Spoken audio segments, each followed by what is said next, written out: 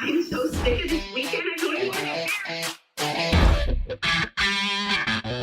hear. Welcome back to This Takes the Cake. We have a very special episode today featuring the one and only Ron Ben Israel Cakes, and we have Ron himself. We're so excited to be here in his bakery, starting off our New York City series of podcast episodes. Ron is someone, especially in New York, you don't think of a cake without thinking of Ron. So we're so lucky to be able to have him today. So welcome, Ron. Thanks for having me, and thanks for coming to our studio bakery. We're so excited. Ron is really the cake whisperer. He's the cake whisperer to the stars, to the brides. You can see some of the incredible cakes that are surrounding us. So we're so excited to dive in and get into some of our questions. Ron, so we're so grateful that you allowed us to come and film in the studio. You rescued me, especially during this busy month. Yes, we're in June right now, so it's high wedding season. Can you take us back to the beginning and tell us a little bit about how you started your journey? Of course I will, but I have to ask you first. Yeah. Are we the first ever cake people to be featured on your podcast? Absolutely. Are we the very first cake people to be featured on your podcast? Absolutely. Wow. It's about This is time amazing. And how, we had to go with a bang. And we have to take the cake, of course. Yes. I can't wait to get the tea. So talk to me a little. Tell me about how you got started. Memories. Let me have a cup of tea. The best mug. A sip of my tea. Will that translate? Yeah, this cake. What does it say? Eat cake for breakfast. Eat cake for breakfast. I think eat cake for any meal, every meal. I would agree. Sustenance. Anyway, it's a long story because I've been making cake professionally for over 25 years, if you can believe it. I can't. You don't look a day over 15. Why, thank you. Well, I was actually almost 40 when I started doing cakes professionally. No way. I had many other careers. And especially since arriving to New York City, my dance career was waning after 15 years of working intensively and touring. So I don't want to say hundreds, but definitely dozens and dozens of odd jobs. Mm-hmm. One of the most interesting one was dressing up models on Bryant Park for the fashion week. Oh. And that was fascinating. I love those models, so professional, especially the female models, in and out of garments, onto the runway. So I had a taste of being in performing arts, which was nice. And I worked in some bakeries as a junior baker, which was a nice foray into the professional baking. But most of the jobs I did were visuals because I went to art school years before. So I used to do sets for magazines. I even worked for Barbie, the magazine for the American Girl. No way. I don't think it exists. And I even got the cover one time for the 10th anniversary of the magazine. I do have the photo somewhere. And I did this cake, not knowing much about cake design, for Barbie. Oh, that's awesome. And people started looking at the cakes and saying, wait a minute, do you sell them? And because I worked in showroom, I would do little cakes to enhance the China pattern and get inspired by the China pattern. Again, I had no idea about cakes. But since I needed supplies, and I would have commissions to do showrooms and store windows, I went to a famous cake decorating supply store in New York City called New York Cake and Bake. And mysteriously, as the universe plays with me, I met a nice lady who was holding a display cake filled with sugar flowers like this. Wow. But I had no idea what they were made of. And I said, excuse me, lady, what are those flowers made of? And she said, sugar paste. And you can come to my class and I'll show you how. Well, that was about 25 years. This lady is Betty Van Nostrand. She's so well known. She made the careers of thousands of pastry chefs. And she became my mentor and friend. She's going to be 95 years old this December 1st. Oh my and she's goodness. still going on strong, and she still bosses me around. Well, I'm sure she's so proud of you. Well, she is, but also everybody, there's a trend to say I'm self-taught, and I really disbelieve in that. You always give credit to who taught you, whether it's a book, a podcast, a video. The thought that you can just invent things yourself is a fallacy because we're not really creating, we're making variations of things that were done before. Right. So all those cakes here, which are part of our showroom, show you influenced by fashion, jewelry, nature, and so forth.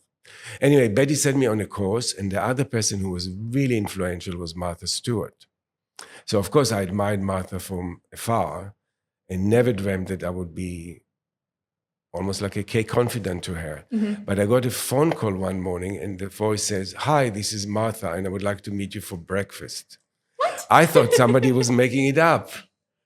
But it was Martha, and she served me sconces. Mhm. She served me sconces in her office after taping the TV show in the morning and said, "I'm starting a new magazine devoted to weddings, and we need wedding cakes." And that was the best thing that ever happened. So I met a whole crew of chefs and artisans and editors, and we did it for about 20 years. I have so many covers of the magazines, and she took me on her show, and I learned how to improvise in front of the cameras. It's just Wow. amazing. You've really done it all. Never planned it. So follow your bliss, right? For real. Did you ever have like a moment where you had a, wow, this is really what I meant to do kind of feeling? Not really, because I was really looking for ways to actually survive. Mhm. But it was the end of my artist visas in this country, and I didn't know if I'm going to stay, what to do, and so forth. And people like Rose Levy Birnbaum, who wrote the Cake Bible, and I got to meet and become friends, and she's, of course, my mentor. So Rose wrote the Cake Bible, which is really the Bible for baking cakes. But this is the new edition, the 35th edition, fully revised. And talk about being humbled. Rose asked me to write the new foreword, which Oh, I wow. did. So get I the can't book. wait to read it. The Cake Bible reads like a detective novel of making cakes.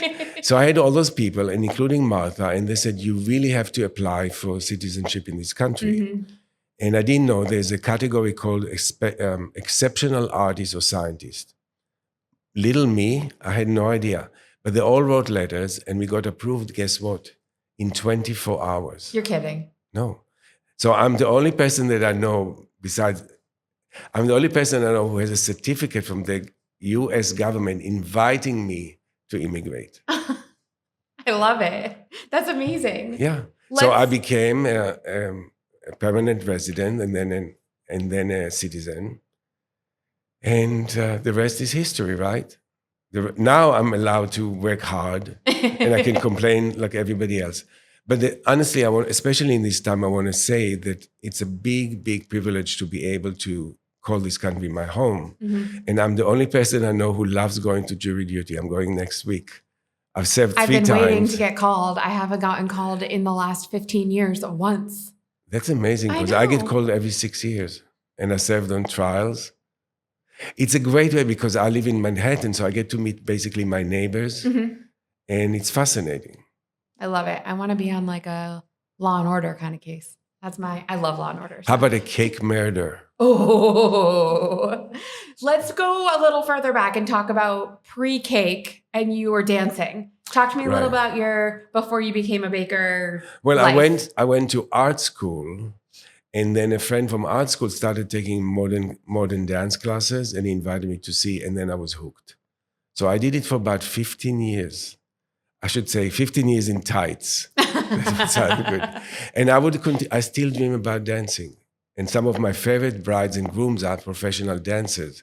We do a lot of ABT Mhm. dancers, and the upcoming wedding in 2 weeks Mhm. is Tyler Peck and Roman Mejia from New York City Ballet, Mhm. both principals, and they love coming here, and I love having them here. So I keep calling them and say, "Do you have to come to another cake tasting?" Because I get to dance with them. They're really lovely. And when you think about it, those dances between the 20s and 30s are Mhm. responsible for the whole show. Right. You know, when the ballerina sets foot on the stage and her connection with the conductor, it's just huge responsibility. It's Mhm. not just fun and tiptoeing on your toes. I really admire that. It takes such perseverance. If I could, I would be dancing still. But the segue to wedding cakes has been very natural. Do you know why? Ask me why. Why? Why, oh why, oh why, Why? why? Because it's the same discipline, especially if you follow pastry chefs. We need the control. We need things to be in the right place. It's just like going to ballet class every morning and doing pliés. Mhm. So every morning we come to the studio bakery and start our mixing the butter and sketching and making sugar flowers. Right. And we try to make sense Because the only thing that doesn't talk back to me is cakes. Must be so nice. Yeah, the cakes are the great part, but it's all about relationship with the Right. clients, with the locations, with event planners, with Mhm. other designers. So it's very dynamic and there are a lot of ups and downs. For sure. And did you ever think that you would be known as the most iconic wedding cake baker? Absolutely not. All I was worried about is paying the rent, Mhm. finding a place to live and sustaining myself and Right. finding interest in that. So I have to say, I was much more open to possibilities early on. Now that I have the responsibility of running a business, payroll, rent, insurances, and expectations, it's harder in a way. Right. And also there's more responsibility and more people are, you know, when I was climbing up the ladder of wedding cake design, Mhm. I was moving up. It was great. Now that I'm sort of up there, where do you go? Only Right. down. So No, you But- stay there. yeah, but it takes more effort to stay than to Right. climb up, I think. You When you always have to climb- better yourself. Yeah, when you climb up, you stretch your muscles. When you're up there, it's very possible to get to a plateau. Right. So I need more drama in my life. Well, I can't wait to hear about any drama you have. We're sitting in front of these beautiful sugar flowers. Let's talk a little bit about the art that goes behind the sugar flower. How long does it take to make these? And talk to me a little bit more about the process of making such incredible creations. So interesting that you bring it up because I don't like anything artificial. And I would never thought of making artificial flowers. But it's the magic of sugar turns into sugar paste, Mhm. like a dough, and then becoming a flower is just magic. And it's not just the flowers, it's jewel-like pearls. Or here we have stained glass window in the front. Mhm. Or behind me, you see fringes and more classic designs and Mhm. more lace-inspired design and color. So the whole magic of it is really what keeps me going. But how a sugar flower is made is in stages, which you can see in our studio.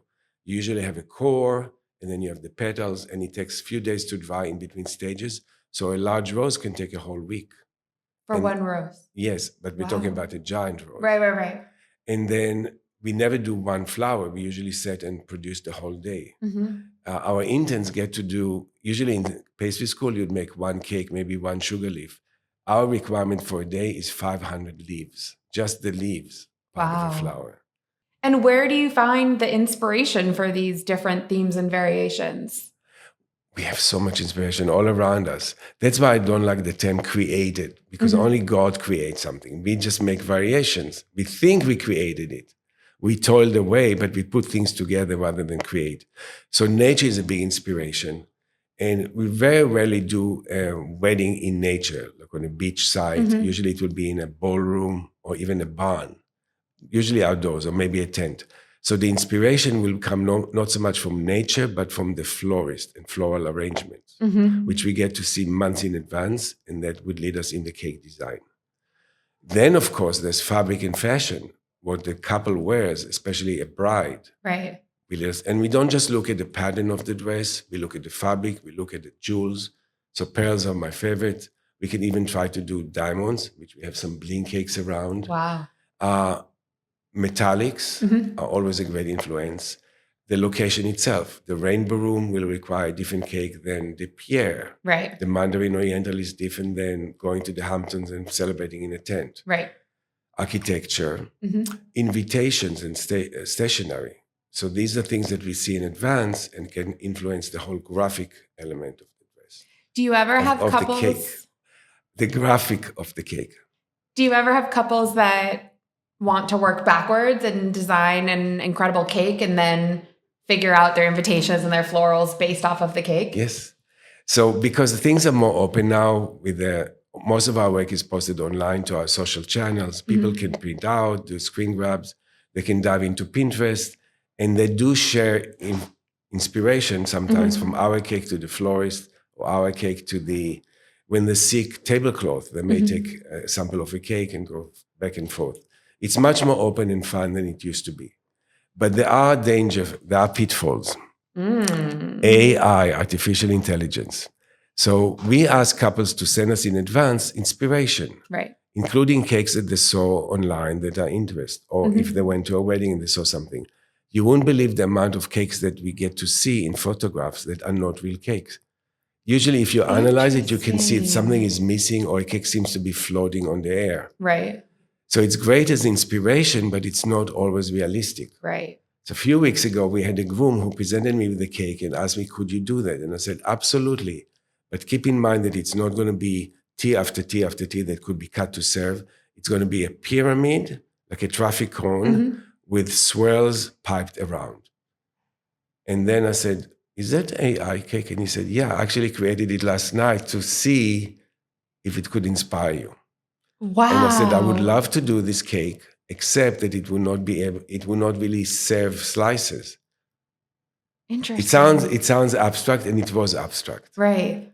So there is always a balance to be had between a design and actual real life. Right. Especially since the cakes are made here and the cakes are made here and they travel in refrigerated vans, even cross country. So they have to be stable enough to be moved. Even our topsy-turvy cakes have an internal architectural structure that supports them. Right. But some cakes cannot be made if the concept is so over the AI. top, shall we say? No, over the top is good. Okay, let's backtrack. We will do whatever creative cake you want within reason and within budget. Right. Budget seems to be a dirty word because we're talking money, and here are people in love. They want to invite all the. I hate the word budget. But it's necessary. It's right? necessary. Yes. So I learned not to be shy of it and say we need to determine the budget before we jump in. Right. Because you want to be able to be creative and think of how you can take their vision and run and bring it to life. But if you present them with ideas that are completely out of their budget, they're going to be upset with you. So there's a difference between ordering a wedding cake and going to a salon and looking at pre-made dresses, for instance. Right. The dress can be adjusted to measure, but the cake is made from scratch. So we need to determine how many people I like to say, how many people are attending. It's not about ordering a 3-tea cake. It's about how many people are going to be hosted, and then let's adjust the cake size. Got it.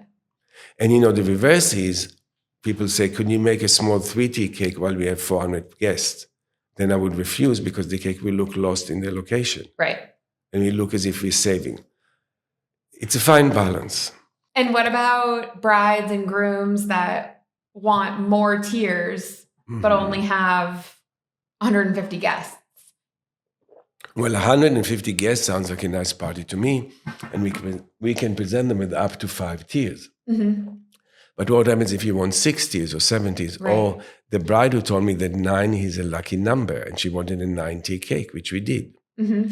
So there is a fallacy about faux cake or fake cake. Those cakes behind me are part of the showroom, so we do ice them on top of styrofoam and wood because they can last a few months in room temperature. But this is designed as a show. I would never want this cake to be presented at a reception. Right. And then the bride and groom trying to cut a piece of wood, right? So they're not cheaper to make. The same labor and the same cost of material goes to a display cake known as a faux cake, or a term I dislike, dummy cake. Nobody's dumb here. No, they're incredible.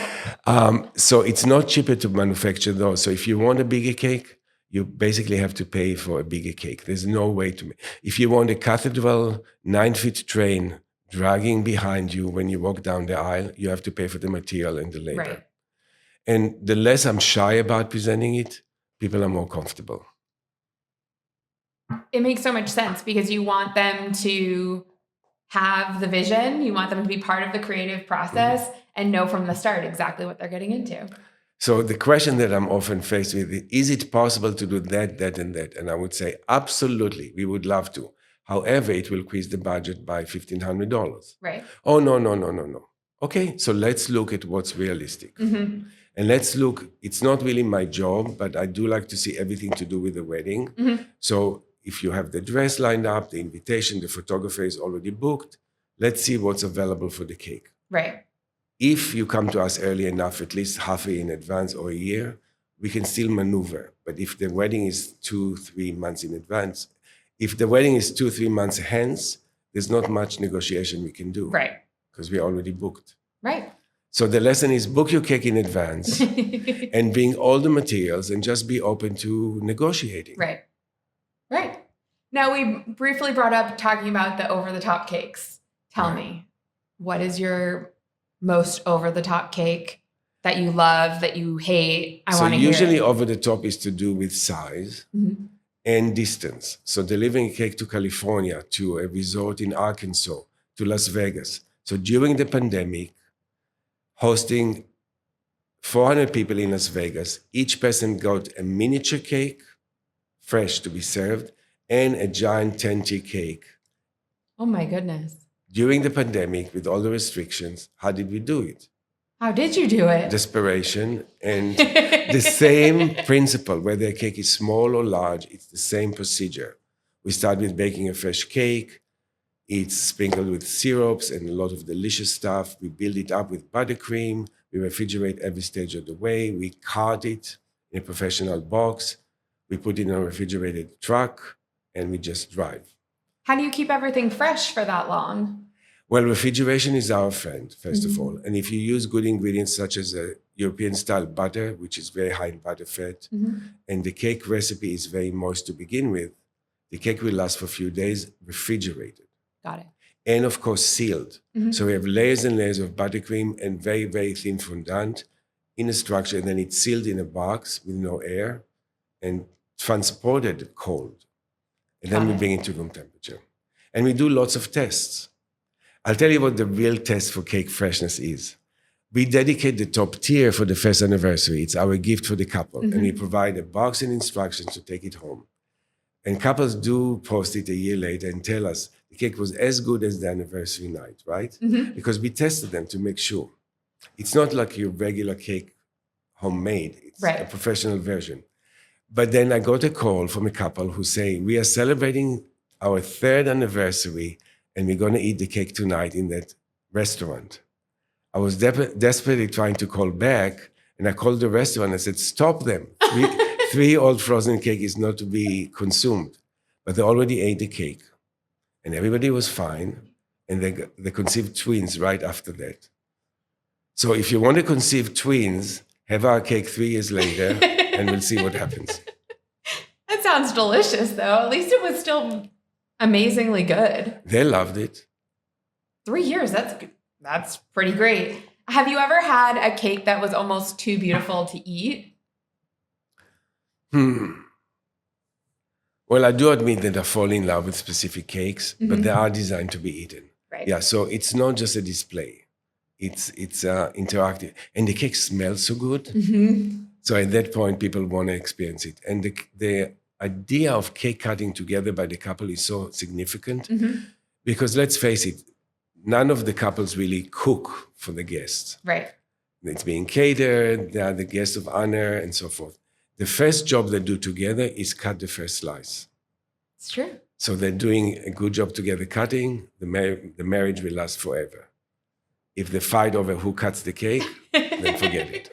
Whose hand is on top with the knife and who's taking It out should the be a slice. mutual endeavor. You've had quite the career in all of your different endeavors throughout becoming the baker that you are today. Is there anything outside of just creating the most magical cakes that really stands out to you as a this takes the cake kind of moment in your kind of TV life or in other things that you've done? So you want the dish. Yeah. You want what's behind the cake. Yeah. Well, I do have a lot of stories, but I do want to say there have been lots of up and down, mostly coming from the outside. Even in New York, which we have less nature disasters, we had hurricanes. When I started, we had 9/11, which was a big blow, right? Right. And then we had hurricanes, and we had polar vortex, and we had riots, and we had a big COVID. We've had a lot of stuff happen in New York. So staying active, and when COVID hit, all I thought about is how can I remain valid? How can I remain useful? How can I keep as many employees as possible? How can I keep the lease? How can I stay alive? So there was no time to worry. It was just to be active. Right. And staying relevant is a motif that I had in the past few years because I am older. I mean, look at me, white beard. No. So, I was digging for compliments. Okay. You look amazing. Come on. Thank you. Well, maybe people trust me more now because of length of service to the community, but also I'm realistic. People always look for the hot new thing, Right. right? So we talked about Brian Marcus and his father and his grandfather. They supported and really brought me into the New York City society, which was a great compliment. And we still support each other. But there are a lot of new people in the event industry. They don't necessarily know who I am. So I have to make an effort to meet them and host them and stay relevant. Right. I mean, it's so hard because we're in a city where you'll never know all the wedding venues here because there's just so many and there's constantly new ones opening, old ones closing. You never know. And it's the same thing with like all sorts of different wedding venues or wedding vendors, I mean. And it's always trying to stay as someone who is known by anyone and everyone. Right. And I heard that the fastest growing industry is wedding planning. And Here we are. And you do a great job. Thank but you. Honestly, not everybody should be an event planner. Oh, I 100% agree. Shall I tell you the story that we got directions to the wrong location by the event planner? Oh, I 100% want to hear that. So we were directed to the wrong location by the event planner. We delivered the cake, always a crew of 2, set it up, have the caterer sign up, a formal form that states who the party is for, the names and so forth. They just love the cake. The bride comes out, loves the cake, starts taking photographs with it. We go back to the city. This was upstate New York. And then I get angry calls from the right event planner in the different locations saying, where is the cake?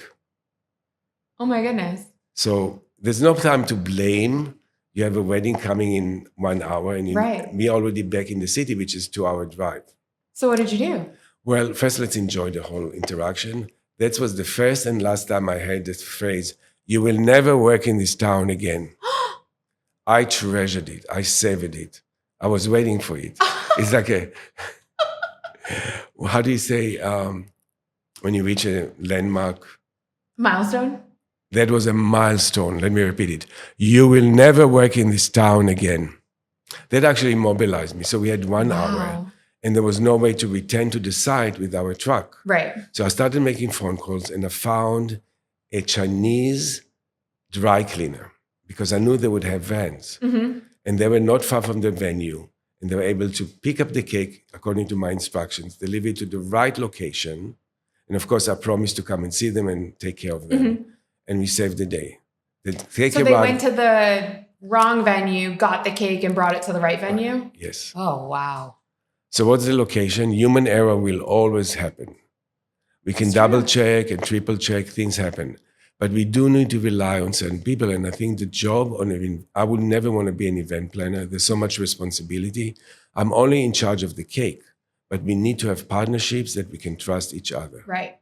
That's so important because, you know, us as planners, we work with everyone, but we're not the experts in every field. We rely on our partners to be the experts in the field. I'm sorry, I made a noise. No, that's okay. Could you repeat it? Because this one. Yeah. You know, us as planners, we're not experts in each and every individual field. We rely on our partners to be the experts. So yes, it's our job to plan everything, to organize everything, to communicate with everyone. But we're communicating with our partners to make sure that their responsibility is perfectly set up for them to succeed. I know this is not my podcast, but if it were, I would be interviewing and I said, this is the key because a certain humility, knowing your limitation is the key to success. When you think everything is set, everything is right, something may go wrong. And even the weather. Right. Oh, don't get me started on the weather. Right. Me and the weather are fighting hard right now, especially in New York in this last 6 weeks. And what about personalities and things that can go wrong? Somebody is sick, somebody goes to the wrong location. Right. So knowing that we are not perfect, by aiming for perfection, that way we are really serving our clients. Absolutely. And I think that goes for anyone, whether it's, you know, a young couple that is having a wedding of 30 people because that's all they can afford, or a celebrity client. It doesn't matter. You're still giving the same attention, love, creativity, and organization no matter what. Right. Well, I did mention celebrity, and I have to ask, I have to know. I'm like so curious. Do celebrity clients have crazier requests than brides? Not necessarily. It's it sounds fake, but it's not easy to be a celebrity. Of course. And they have so much pressure. And we sometimes had TV crews, news crews waiting downstairs to intercept the celebrities. Somehow somebody leaked. And I think there's a lot of work that had to be done for them to show off to the outside. Right. But personally, they may feel insecure and they need somebody to talk to. So luckily, they have the baker to confide. And that's such a treat to talk. When they say celebrities are like us, they're not like us. But it's wonderful when they feel comfortable with me and my crew and relax over a piece of cake. I mean, who doesn't love a piece of cake? And it's kind of a moment that you guys can be just people. And you're not treating them necessarily as, whoa, you're a celebrity. We can't hang out. We can't talk. Right. It's more of it's kind of like an intimate moment when you're talking about cake and creating a cake. You want to know all the feelings and the design and inspiration that they want in their vision. So it's kind of like a nice moment. Celebrities don't always have a very creative vision. Many times they're nostalgic. They want to have a great, satisfying cake, but they're not that adventurous. Right. I think the person the client who's less well known would strive to come up with something more original and unusual. But celebrities want sweet and nice. The thing with celebrities, at least 50% of them, we have to sign non-disclosure. So I can't always. And we have a long list, but there's a star against those that I can mention. And tell me. That was my next question. Tell me something about the celebrities that you've worked with that, you're allowed to talk about that, that may have some cool stories. Let's see, I have a long list. And it's not just the clients themselves, it's who they're affiliated with. So when you have the main producer for Hamilton come for a piece of cake and say, whenever you want to see the show, just let me know. That kind of access and inspiration is the most important for me. Absolutely. I don't necessarily fall for the glamour or the notoriety. It's the access to theater, to parties. Yeah.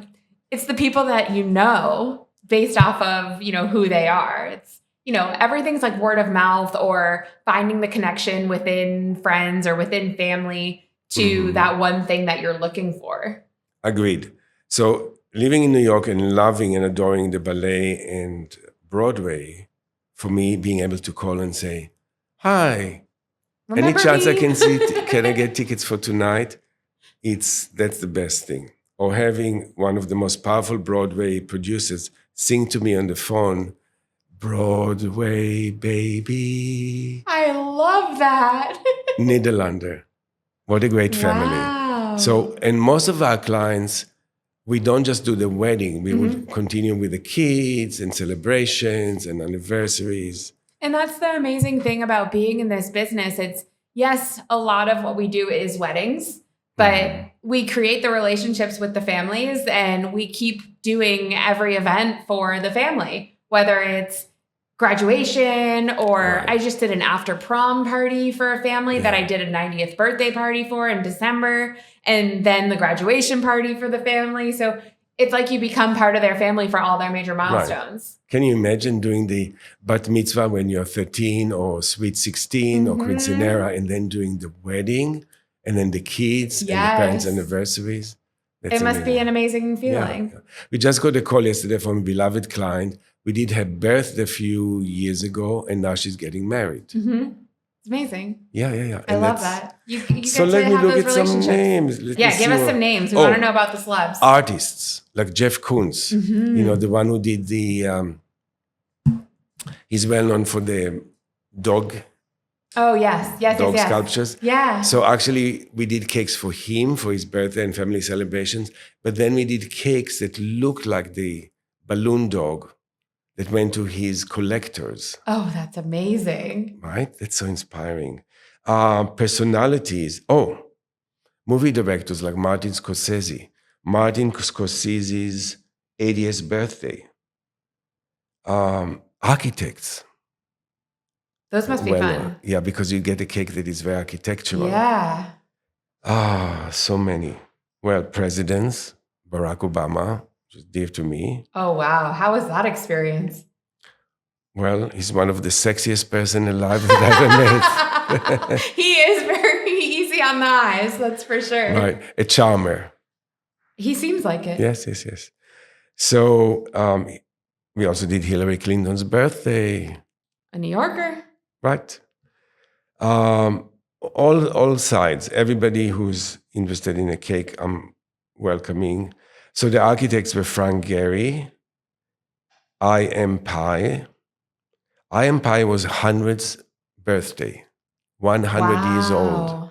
And he died shortly after in a good age. At least you got to have your cake. Right. So that's another interesting thing. It's not so quite often we get to celebrate 90 years old, 100 years old. And the question comes to what happens if, unfortunately, you're going to pass away. Most of those clients pay for everything in advance and they break the ice. They tell us, it's possible that I'm not going to be around for my own celebration, but my wish is to continue and everybody is invited, everything is paid in advance. And nobody ever canceled because of sickness or death until they're 90th or 100. Wow. Oh, we always talk about young love, but what about couples in the 60s, 70s, or even 80s who get married? Such special moments. Right? So often what I find out, they've known each other for years, but they were together with another person. And then when life moved on, they got together. They refound each other later in life. Or couples who met in day camp or even in school and then went separate way and then we reconnected. Those are my favorite stories. Right? I love Good those stories. Let's talk a little bit about trends that you're seeing in wedding cakes now. Don't get me started. So we talked about AI. Yes. Could be a useful, and I play with it, useful tool, but it's a tool. It's not the reality, and we need to remember that. But I do talk a lot to students, culinary and confectionery students and cake people, and I always say, to trend or not to trend? Would you rather be creating a trend or starting something new or following? Would you rather drive a sexy, open Italian car, or do you want to have a station wagon, which is more secure? For me, it would be up the ski slope. So there are trends that I understand and I accept. Let me backtrack. One of the most creative people, I love to work with people in fashion. So when Marc Jacobs, the fashion designer, got married, he came to us and said, I want something that will be Hollywood old glamour. Ooh. Like Elvis Presley's cake or Elizabeth Taylor's wedding cake. And I said, she had 7 cakes, 7 different marriages. Which one? He said, all of them.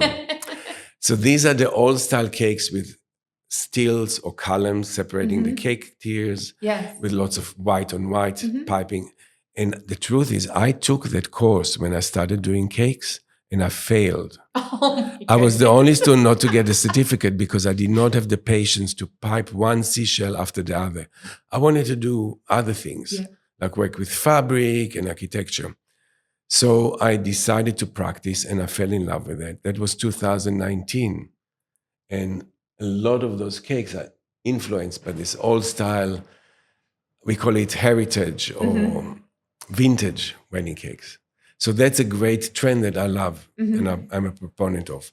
But there's another trend that I cannot stand, and that's my personal point of view. What is that? It's working with paper, technically edible paper, rice paper or paper that could be consumed. And the problem is with this paper, first of all, it looks like tissue and it wilts when it's refrigerated. And our cakes have to be refrigerated. So I refused few jobs because I knew it's not going to work out. And then I had from the location that the cakes did fall apart. So all we use on our cake is icing. We don't use paper. And that's a personal choice. We can do a cake that looks like fabric, and even the designs could look like paper, but they're real icing. Right. That's important to you. So why would you sacrifice something that's important to you and meaningful to you to make a situation work out for a couple? Did you ever turn down clients in your profession? I haven't personally, but there are people in our company that have. sometimes it doesn't work out. And, sometimes it's not the right fit. And, people frequently have expectations of what a planner does that, as we said earlier, the planner will do all the other people's jobs. And that's not our role. I'm not a certified baker. I am not a DJ. I am not a florist. You're not a social worker or a psychiatrist. I'm not a social worker or a psychiatrist, but I frequently act as one. You see what I did? I turned the table. I interviewed you. I know, I'm so you proud. did. It's That so was great. interesting. That was so great. But there's one last trend that I refuse to do. Yes. And I think it's dying down. It's called the naked cake. I would agree. I think the naked cake is dying down. Right. And I like our brides to be dressed, and so do the cakes. But it's a choice. So if somebody says, why, you wouldn't do it for us? I said, no, we have our own style and our own outlook. And it's better not to take a job that I'm not confident with.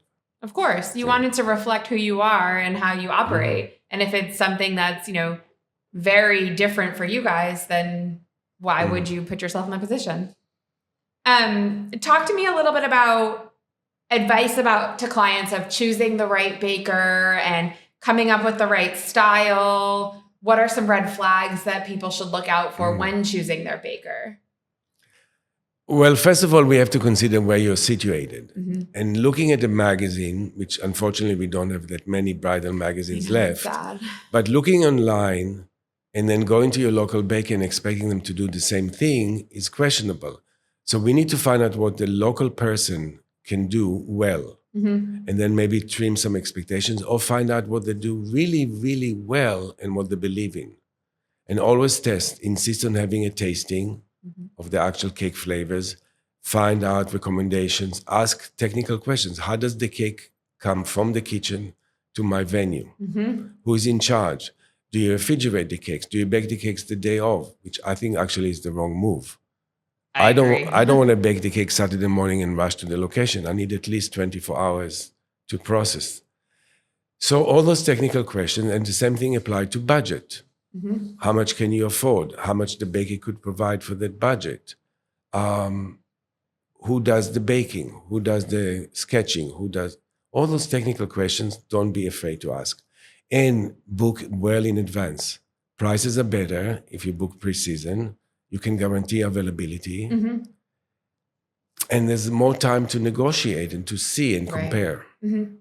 What about dietary restrictions? How do you guys handle, people that are gluten-free or dairy-free or anything like that? Right. Most dietary requirements we can fulfill, but with a caveat.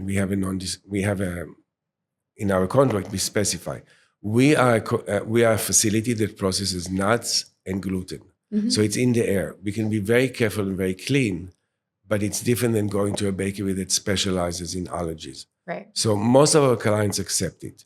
We can do dairy-free, but we cannot do certified kosher because we let go of that. It's too complicated. It's we very can do complicated. gluten-free is easy, but it's more expensive because the ingredients for gluten-free are usually all natural, organic, and they become rancid. So it's impossible to buy the supplies wholesale, and they will not last. So there's slight upcharge for that. But the thing, if somebody is vegan, they're not going to come to us because we require eggs. We use, not in the cake itself, but in decoration, we use some food colors. So we only can stand behind something that I know is true. I cannot promise you organic eggs if you don't use them. It's true. I eat organic eggs, but for the cakes we use whole eggs. You have to. How many eggs do you think you use in one day? That's an interesting question. Years ago, we switched to pasteurized egg whites that are, we weigh them as opposed to count them. It's safer for the consumer because pasteurized egg whites are not going to work, are not going to go bad so quickly. Right. We stopped using egg yolks, so everything is lighter and fluffier.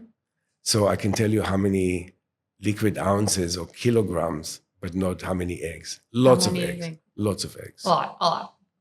We're talking about tons.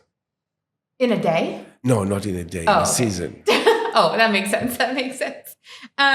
Talk to me a little bit about what makes an amazing client cake artist kind of relationship? What should a client expect when they come to you with the vision that they have and communication and all that kind of stuff? So, great question. Over time, we learn to be very upfront. So we have an intake form and we specify what's our minimum, which is obviously higher than other locations. Being in New York City is not the cheapest place in the world. Definitely not. We try to solve a lot of the questions in advance, what to expect, what to try, what's the timeline, and so forth. But really, it comes down to the communication. And we find out that if you bring too many people to the appointment, we ask no more than 4. If you show up with 8, that's probably a recipe for this disaster. Sure. Too many opinions. We like to keep the couple and maybe one set of parents or 2 mothers and so forth, and an event planner. Then we also try to see what direction they're going to, because if there's no clear vision, we're starting in the dark. Right. We don't know. What was the question? What was the question? What makes the good relationship with the client and the baker? So I would say the more trusting and the couple is with each other, because we don't just do wedding cakes, but mostly wedding cakes. If they're at ease with each other, that will be a very harmonious meeting. But if they oppose each other, cannot agree, I'm just in the middle. And sometimes I have to separate. That's when you become the therapist. I said, why don't you have a little vanilla and a little chocolate, some strawberry and some blueberry? Let's make everybody happy. It doesn't have to be one person's choice. Right. Can you do a different flavor for every tier? Yes, we can. But why would you want that? Let me explain. I wouldn't want that. I'm just saying to solve for the therapy problems. So we do many different flavors in each slice because it's about harmony and coming together. So you can have layers of chocolate, vanilla, citrus, some nuts, some chocolate, all in one slice because it's like a composed dessert. But what would lead to a fight is if you do the lemon cake second from the top and only 20 people will get that, and the chocolate cake is in the bottom, and then you'll run out of something. And how would you? It sounds like an amazing deal. You get different flavors in different tiers, but the servers will never really be able to ask you what you want. They'll serve the top tier, then the second tier, and the third tier. What's your favorite flavor of cake? Nobody wants that. My favorite flavor ever is ginger, especially candied ginger. I do a white cloud cake, which is vanilla base, with lemongrass syrup.